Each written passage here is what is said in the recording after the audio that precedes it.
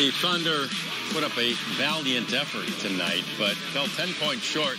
Steven Adams really good on the night at both ends of the floor, but the Joker and his teammates, including Jamal Murray, just a little too much tonight. The Thunder lose it by 10. They lose all 4 this season to the Denver Nuggets, and they now need to await someone else to make a move in order for them to determine their playoff fate. Hi there, welcome back into the Fox Sports Oklahoma studios. Thunder Live, powered by Cox Communications. A disappointing outcome tonight for the Thunder, who lose by 10, but, AD, you like the way they play. And this is my thing. You know, it's come to the point where people want to complain about every time the Thunder lose. Yeah. And sometimes you just lose basketball games.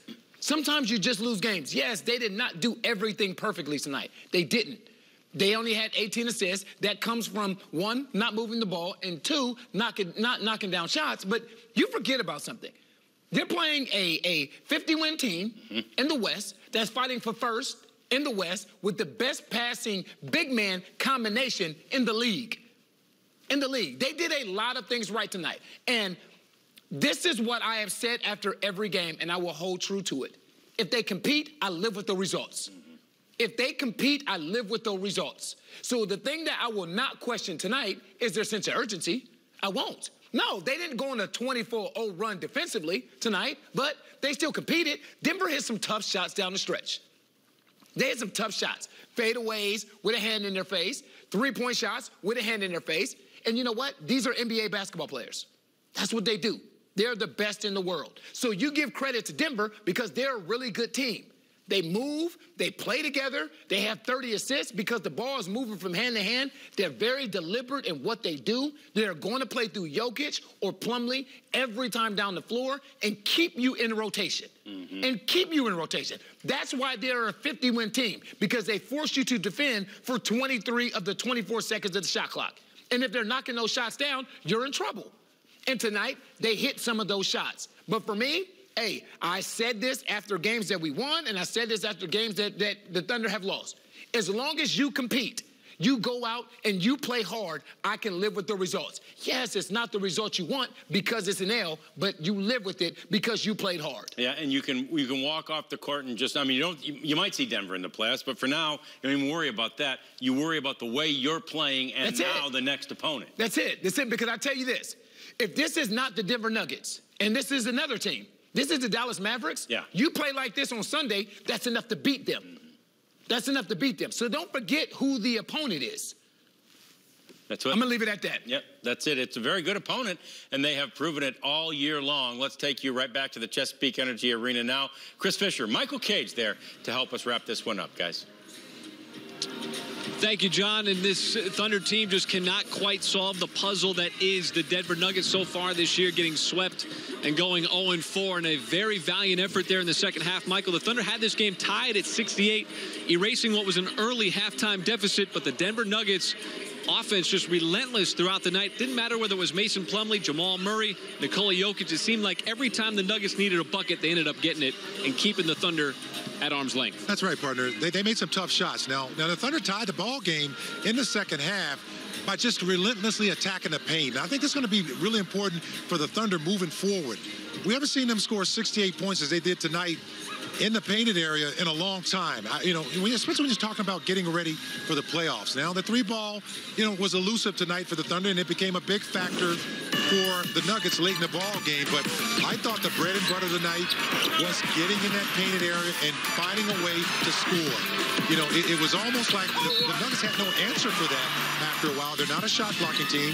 I talked about it on the air. They don't have a single guy that averages over a block shot a game. The Thunder had the right game plan here, getting to that painted area. The Nuggets made, a few more threes. That was a big difference in the ball game. But moving forward, this is something you have to continue to do, especially when the shots are not falling from the outside, is getting to that painted area. That was one of my concerns in the second half for the Thunder, getting in that painted area as they did in that first half, and finishing. They did just that to give themselves a chance to win the ball game. Went right at Nikola Jokic, and one of the reasons why Russell Westbrook is he was on the attack all night long. One of the consistent sources of offense for the Thunder here tonight, 27 points, 9 assists, 9 rebounds, as he kept going to the rim play after play. Well, his energy was there on display for all 4 quarters, and I thought when the Thunder tied the ball game up in that second half, he had a lot to do with that. Just his energy, his hustle, playing baseline to baseline. He made it look so easy. You know, hitting tough shots. That was a big, tough 3 right there in the first half. Facilitating the basketball. You know, a typical Russell Westbrook night where, you know, he was near triple-double status. 1 rebound, 1 assist away from his 30th triple-double in the season. Those 27 points were really big because they came late in the ball game where the Thunder were really trying to stay in the ball game and give themselves a chance, as I mentioned earlier, to win it. Effort was there tonight, but just not enough to get over the hump. These 2 teams very easily could meet in the playoffs. Of course, if the season ended today coming into this game, it would have been the 2 versus the 7. For the Thunder, there are definitely some things that they can feel good about themselves going into a possible playoff matchup. Guys, thanks very much. We will chat with you a little later about that Dallas game. You actually have said you wouldn't dislike this matchup in the first round of the playoffs, despite the fact that the Thunder lost all 4 this year. Right. And the reason why is because if it's 2-7, the way that it would match up is it would be the Thunder and Denver and the Clippers and Portland. Right. So I would much rather be in that bracket than in the bracket with Golden State, and Houston, San Antonio, you know. So, Utah, but here's the thing. To compete and beat the Denver Nuggets individually, you have to be good and solid individually. And so if there's one weak link, right? it throws everything else. And we were sitting here watching the game and we were talking about it. If you make a mistake, they will make you pay. So that's why sometimes a team defense can look bad, and it's not the team defense that's bad, it's the breakdown of one individual that's bad. So a guy that gets back cut, and now he's forced to have somebody else help him. Now they kick it out to somebody from 3. That's not bad collective defense because you're covering up for your teammate, but it's bad individual defense by getting backdoored. And there are no other teams in the league that have the big men with the skill set to make the passes that Jokic and Plumlee do. Yeah. Jokic can do it, but now they're coming off the bench with another big that can make that pass. It's amazing. He's like a poor man's Jokic. Right. And he has the same skill set. Maybe not quite as skilled, right, but the same skill set. And they can run the same offense with their second unit that they do with their first unit. Everything is just off Plumlee. I tell you this, Denver's a really good basketball team. They are. Because they move the basketball and they play together. In this league, teams that move the basketball and play together are really, really difficult to beat. Yeah, and, you know, it's funny. You know, Chris described it as a relentless offensive attack, and I thought that was a great description of it. And when I glanced down at the stat sheet when he said that, do you know how many fast break points they had? Not many. 5. Yeah, right. 5. Because you know what? They take the ball down there, and they run their offense every time, and they run 23 seconds off the clock. I tell you what you do. If you are a basketball person, go back and watch this game. And tell me how many bad shots Denver took. Yeah. Tell me how many bad shots they took. I'm not talking about when the shot clock is winding down. I'm talking about early in the possession, quick shots. They make you defend. Basically, they make you, they challenge all of your defensive principles, everything. Because guys don't want to defend for 23 or the 24 seconds, but they're going to make you. So that's why I say to beat the Denver Nuggets, if this is a team that you face in the first round of the playoffs, you have to be good individually before you're good collectively. Yeah, and to your point, they don't have those trips down the floor where the defense can take a trip off because they run down and just throw up a quick shot that, you know, doesn't really even have a chance. If you take a trip off, they'll make you pay. Yeah. They'll make you pay with the back door, with the wide open shot, with the dribble handoff into a layup. The constant movement is difficult to defend. Lots more coming up as we continue to wrap this one up. Thunder lose the season series, the entire series, to the Denver Nuggets. They're 0-4 against them so far this year. We'll talk about our player of the game when we come back. Thunder Live continues in a moment.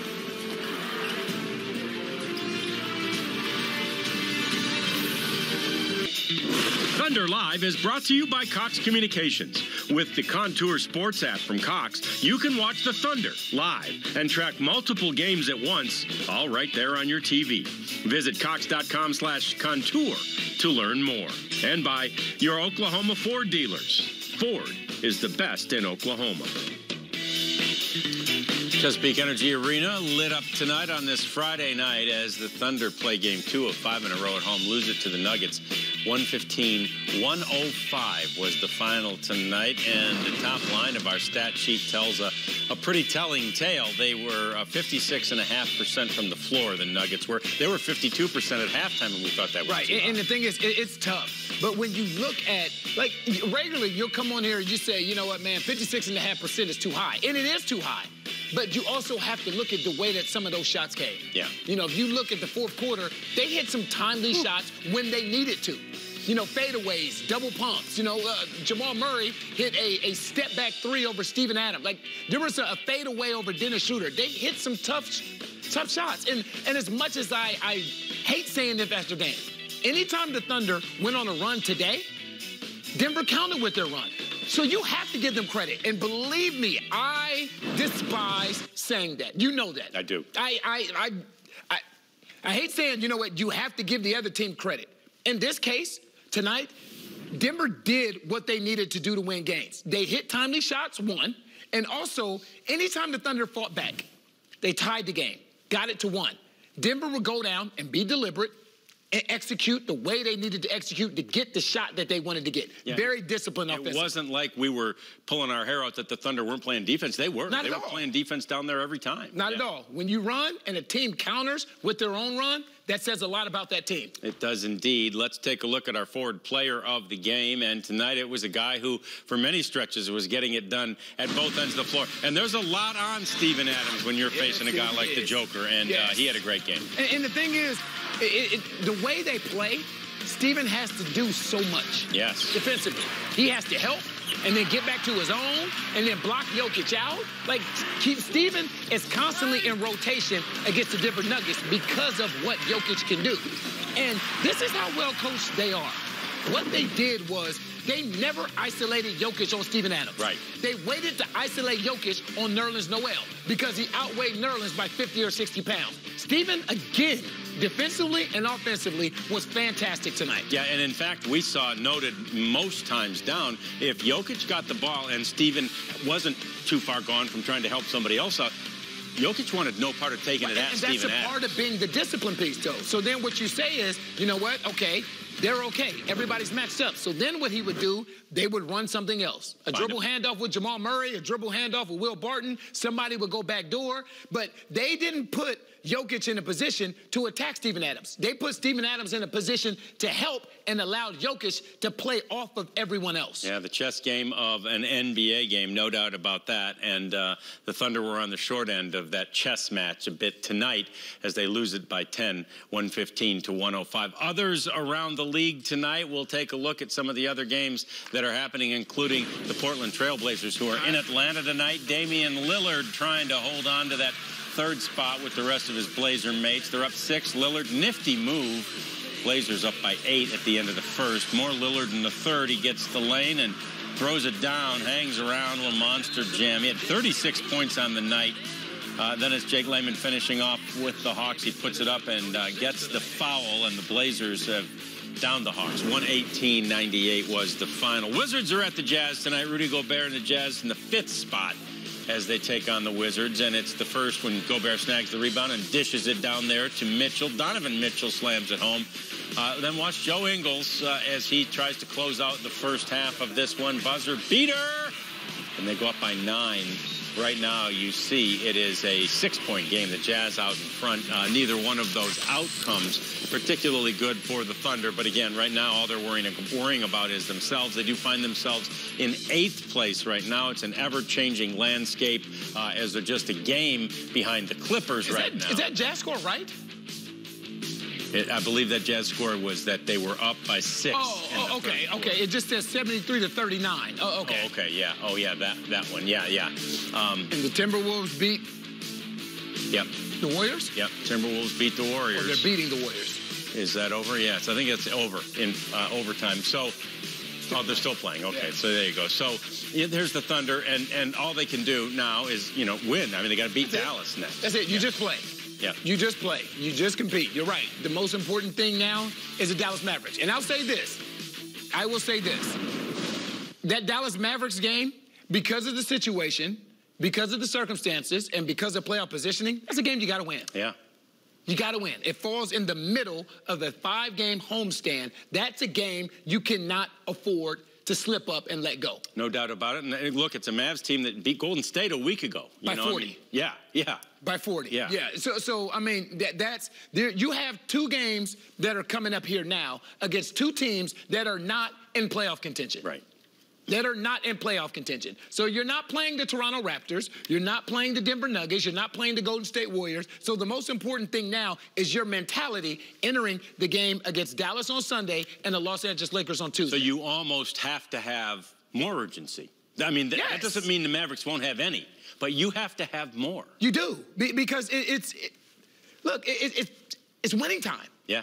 It's winning time. You want to find some sort of rhythm, some sort of optimism heading into the playoffs. And I tell you what, when you lose to teams like Memphis, when you lose to teams like Dallas, when you lose to teams like Lakers, these teams that are not playing for anything, you know what? That's a killer to your team confidence, to your fan base, to us as analysts. That's not something we want to see. No. Because here's my thing. If you go out and compete at a high level, as Russell says all the time, as Paul George says all the time, you're going to put yourself in a position to beat these teams that aren't playing for anything. Right. When you don't, and you try and flip a switch, now that team has confidence. Now it comes down to the last 2 or 3 minutes of the game, and we'll see what happens. Yep.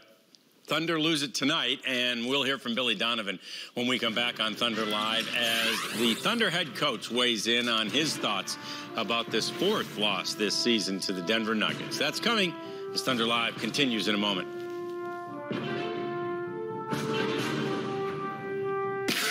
Happy birthday to Rumble, as several of the mascots from around the league in town to celebrate his birthday with him. And he had a bit of a little challenge as part of the birthday celebration, a dance-off with the Thunder girls. And look at him, just having a great time on his birthday. Billy Donovan not having such a great time tonight. Let's hear what he was saying moments ago in the media room. I thought our guys really, they battled and fought. I thought they gave incredible effort. We kept them off the free throw line. I think got them to take, about 45% of their shots inside the 3-point line. We didn't foul them. We kept them off the free throw line. And every time we made a run, to their credit, they made shots. They made timely shots. They made difficult shots. They made contested shots. It's unfortunate we got the result that we had today, but I also felt like the effort that the guys gave and how hard they played, and really on both ends of the floor.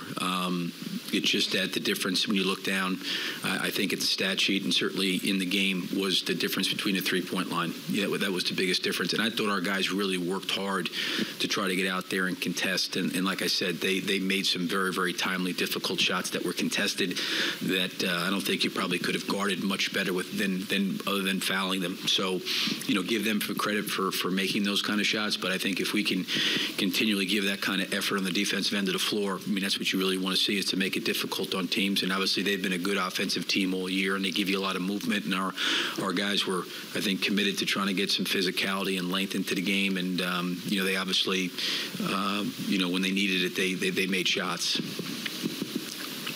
Questions? Billy, you guys are, despite a stretch in the season where you shot the ball pretty well from 3, you just haven't been a very good 3-point shooting team. How do you sort of cope with the idea that if the other team makes 3s, you're just, I know you can't just say, well, we throw in the towel because they're making 3s. Yeah, no, I do think contestedness matters. I think how well you contest the 3-point line really matters. I think we did that. Now, they made 14 threes tonight. Am I going to say every one of their 33 that they took were like highly contested, difficult shots? No, they generate some good shots in our offense. That's going to happen.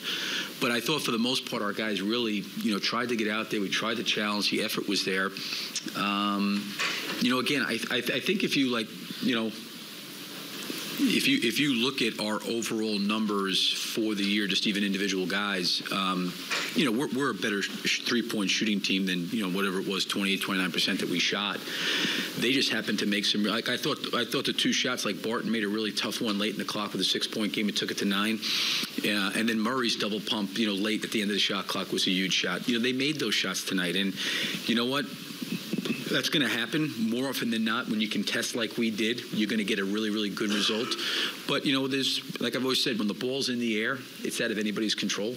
Yeah, if it goes in or it misses, it's kind of out of your control. But if you can contest it, you feel like you get a better chance, and the percentages go down of a guy's shooting percentage if it's highly contested. And we work to get out there and contest shots. Billy, I know you've said before that you're not overly concerned about how things play out during the season as far as a particular series goes. But there's a good chance you could play these guys in the first round of the playoffs again. You're 0-4 against them.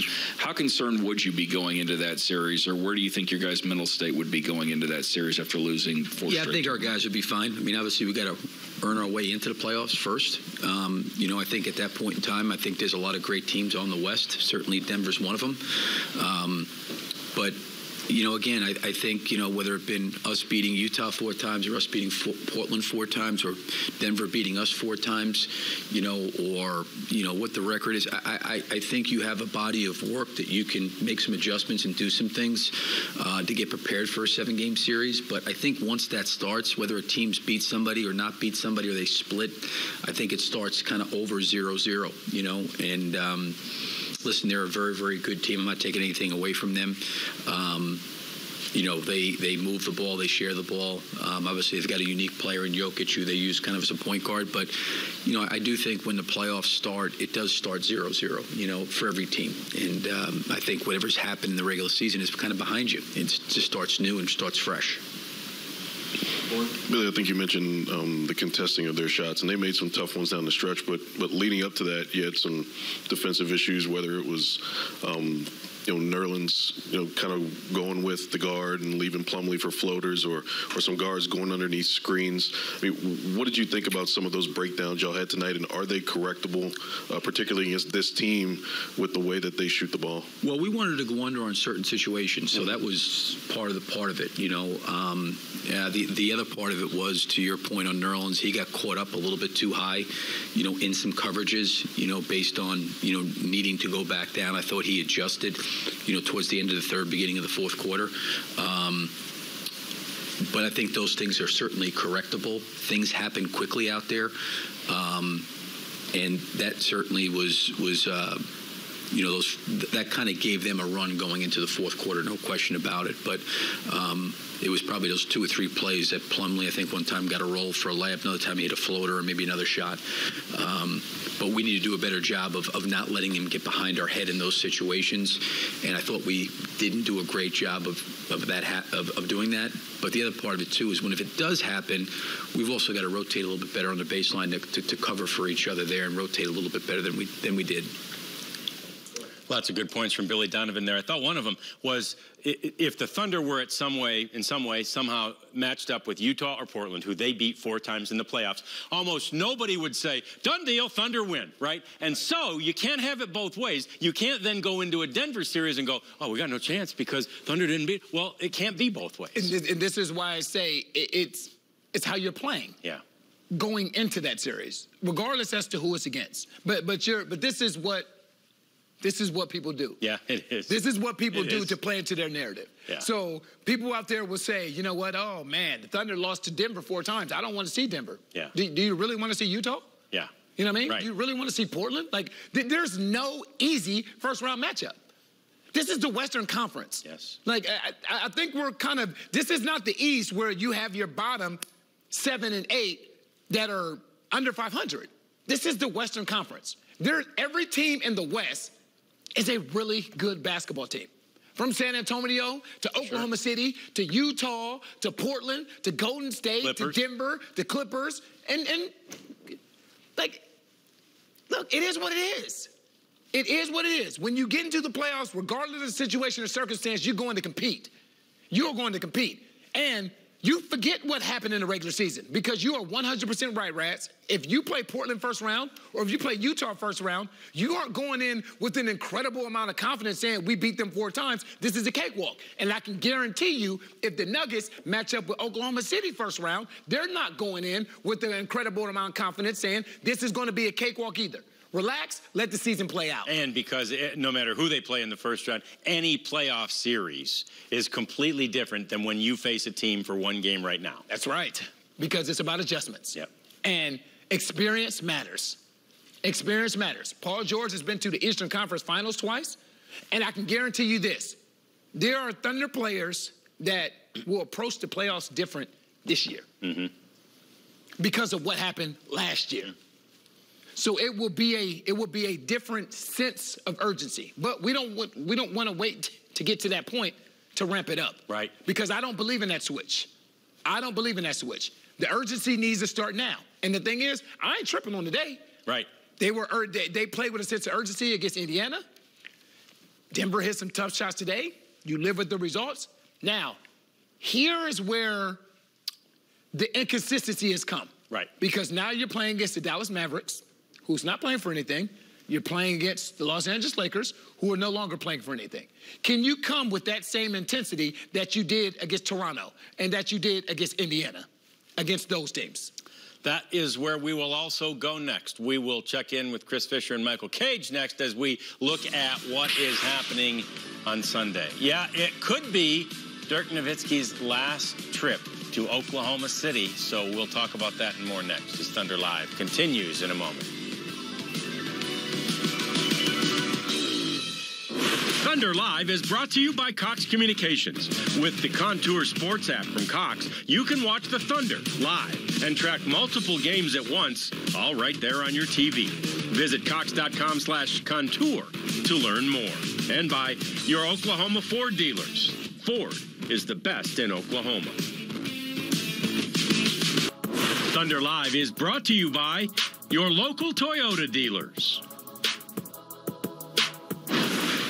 Sunday afternoon, it's the Thunder and the Dallas Mavericks. And note the early start time, a 2 o'clock game against the Mavericks. Could be the last trip to OKC for Dirk Nowitzki. Let's hear from Chris Fisher and Michael Cage previewing that game. Off day tomorrow for the Oklahoma City Thunder before welcoming in the Dallas Mavericks for an early tip time, 2:30 on Sunday, as these two teams are going to wrap up the season series. A Dallas team, Michael, that's not going to go to the playoffs, but still led by Rick Carlisle, who's one of the best coaches in the NBA, and, of course, the leader in the Rookie of the Year candidacy in Luka Doncic. Well, I think that Rookie of the Year candidacy is just a 2-horse race between he and Trae Young of the Atlanta Hawks. But Luka Doncic, I mean, he's one of those guys, man. He's almost like an enigma, a 6'7", 6'8" playmaker who can shoot the three. He plays with a lot of confidence. Certainly doesn't have the numbers of a rookie. He's averaging over 21 points a game. You know, even though that record does not speak for it, they are still in the spoilers role. And that's something, a game you want to take very seriously for that 2:30 tip on Sunday afternoon. A team that could steal a win. Of course, Dallas beat the Thunder both games in Dallas. So the Thunder going to try to return the favor and even the season series. One other note, Dirk Nowitzki, maybe his last trip to Oklahoma City. He hasn't made the formal announcement that this is going to be his last season, but everybody assuming that it will be so. One final trip for the veteran of the Dallas Mavericks, Dirk Nowitzki. Again, that game will be 2:30 on Sunday, early tip time. Michael, make sure to set your alarm clock. I will. Guys, back to you. All right, guys, thanks very much. Thunder Live is powered by Cox Communications, and we take you back to the locker room at the Chesapeake Energy Arena. Now, Steven Adams with the media. Steven, I know you didn't get the result you wanted, but it seemed like the energy was there. How'd you feel about the way you guys played overall tonight? I thought we played hard. But, you know, it's only so hard that you can play, if that makes sense. Got to try and make it a bit easier strategy-wise. Be a bit more efficient. And it's just discipline as well, being a bit smarter in that sense. Usually works out better playing smarter, not harder. It did seem like, though, they hit a lot of jump shots. I think they were 25 of 50 on shots outside of the paint. Did you feel like you were forcing them into the types of shots you wanted? Yeah, like the non-paint two. Is that what you're talking about? Is that how much they shot? 11 for 17 on non-paint twos. Yeah, I mean, there's the type of shot that we want. have fallen, but it wasn't just that. That wasn't really the killer. That makes sense. It was more layup cuts, offensive rebounds, kick out threes, just wide open, uncontested stuff like that. It was more so that stuff, I think, than the non-paint too. Late second quarter, you guys really got out and ran on them. What was working during that stretch that maybe weren't quite able to get to in the second half? I think it was just stops and run, honestly. By memory, I think that's all it was. Got some good stops, get out as quick as possible. The boys were able to get downhill a lot easier. So, yep. Anybody else? 16-point night for Steven Adams. Thunder, though, fall by 10 to the Denver Nuggets. They'll try it again on Sunday against the Mavericks. We thank you for joining us. And so for Chris and Michael and Nick at the arena, and for our awesome Fox Sports Oklahoma studio crew, and for Antonio Daniels, I'm John Rhadigan. Thanks for joining us. We'll see you again Sunday, early edition of Thunder Live.